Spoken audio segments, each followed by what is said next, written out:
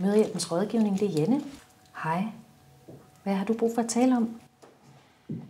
Hver eneste dag bliver Mødrehjælpens rådgivning kontaktet af både mødre og fædre i krise.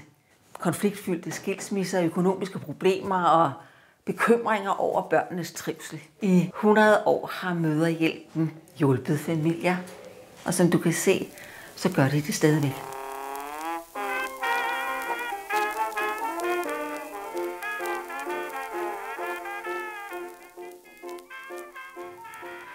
Gennem århundredet der blev sex uden for ægteskab, prævention og børn, der var født af enlige mødre, betragtet som en stor skam.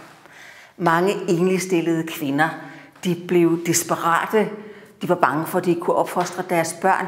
Nogen bortadopterede dem, og andre gjorde det, der var værre. Erik Henningsen malede i slutningen af 1800-tallet det her billede, som hedder barnemordet. Man kan se, at landbetjenten har godt fat på den unge kvinde, og man er ikke i tvivl om, hvad det er, mændene her finder i sandet. Før velfærdsstaten var enlige mødre deres børn nogle af dem, der trængte allermest til hjælp. Men at hjælpe dem blev af samfundet betragtet som en accept af mødrenes moralske forfald. Og vi taler altså bare om helt almindelig sex. Alligevel var der nogle foreninger, der havde modet til at hjælpe mødrene. En af dem hed Foreningen for Ulykkeligt Stillede Mødre. En anden hed Komiteen til hjælp for enligt stillede nødlidende kvinder med børn. Og de to foreninger slog sig sammen i 1924 og tog det lidt mere mundrette navn, Mødrehjælpen. I et af hjemmene for mødre og børn tilbringer Erna og hendes barn de første måneder efter fødslen uden udgift for hende. Mødrehjælpen fik adresse her på Sortedamsdoseringen, hvor den unge jurist Vera Skals blev ansat. Og i de næste 42 år, der var hun Mødrehjælpens ansigt udadtil. Men vi vender tilbage til Vera senere i historien. Seksualmoralen var benhård i 1930'erne.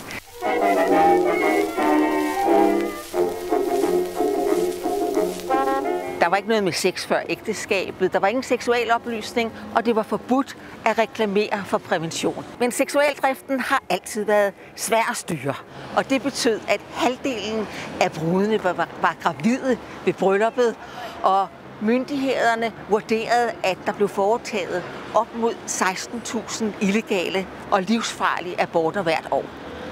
Og på et tidspunkt så opgav politikerne at løse det problem med straffeloven, og i 1939 vedtog de Mødrehjælpsloven.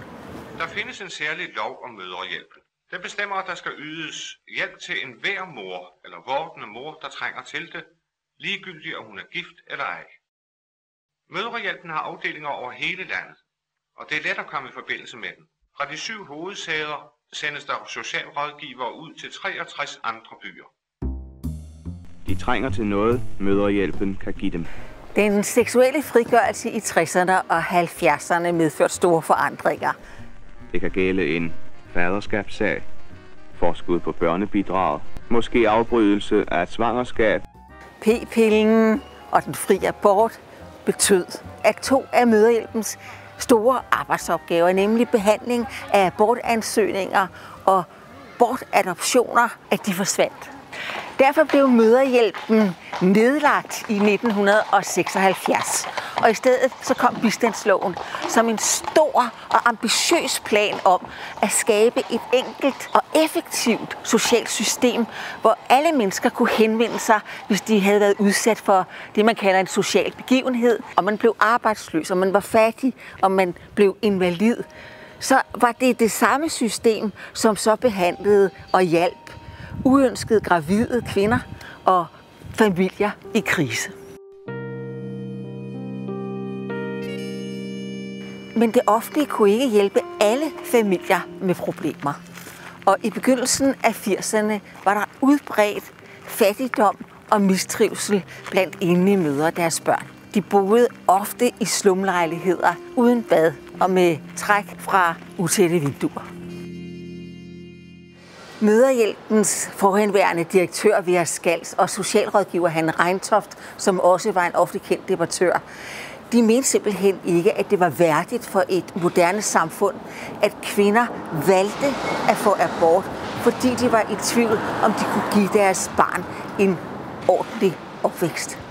I 1983 genåbnede de Mødrehjælpen, men nu som en selvejende institution, finansieret af private donationer og med frivillig arbejdskraft og billige lokaler herinde i studenterforeningen bag stilladser og plastik. Og der var tydeligvis brug for Mødrehjælpen.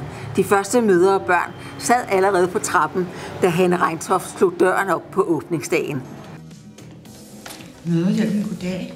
5 år senere havde Mødrehjælpen 25 ansatte og 300 frivillige, som havde hjulpet tusindvis af kvinder. I 10'erne der indledte Mødrehjælpen et samarbejde med kommuner og regioner om tilbud til sårbare familier, partnerskaber. Nu er Mødrehjælpen ikke bare et supplement til det offentlige system, men en samarbejdspartner. Og det er også i 10'erne, hvor Mødrehjælpen flytter ind her på Vesterbro, ind her i Abel Katrine Stiftelsen, og der sluttes en ring, for det var tidligere et hjem for fattige kvinder.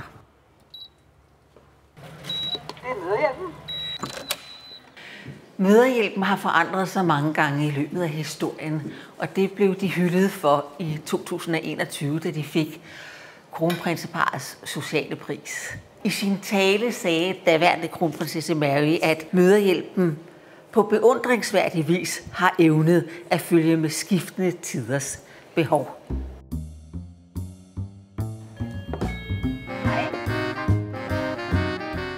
Mødrehjælpen står på 2 stærke ben. Dels det socialfaglige rådgivningsarbejde, og så frivillighed, som her i butikken på Hvidovre Torv.